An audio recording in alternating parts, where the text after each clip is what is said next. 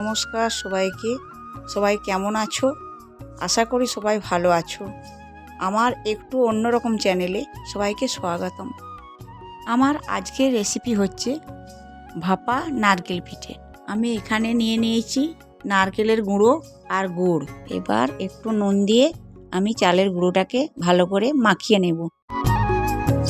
এবার আমার চালের গুঁড়ো রেডি। আমি গ্যাস জ্বালিয়ে কড়াইটি বসিয়ে নেব।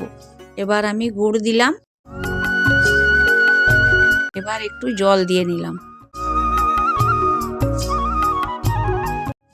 এরপর 1 কাপ চিনি দিয়ে নিলাম।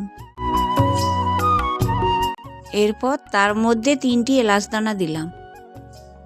কিছুক্ষণ নাড়াচাড়া করে এবার নারকেল গুঁড়োগুলো দিয়ে দিলাম। এবার আমার পিঠের পুর তৈরি। এবার আমি এক এক করে পিঠের পুরগুলো ভরে নেব।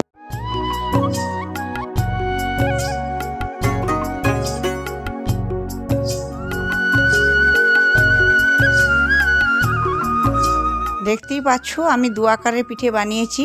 তোমরা চাইলে আরও অনেক আকারেরও বানাতে পারো। এখানে আমি 1 হাঁড়ি জল বসিয়ে নিলাম। একটি ঝাঁঝুড়ির মধ্যে তেল বুলিয়ে নিলাম। এবার ঝাঁঝুড়ির মধ্যে পিঠেগুলি দিয়ে ঢাকা দিয়ে দেব। দেখতেই পাচ্ছ পিঠেগুলো আমার রেডি হয়ে গেছে। এবার আমি ঠান্ডা জলে পিঠেগুলিকে দিয়ে দেব। এবার আমার পিঠে রেডি। যদি তোমাদের ভালো লেগে থাকে তাহলে অবশ্যই আমাকে একটা লাইক করে দিও।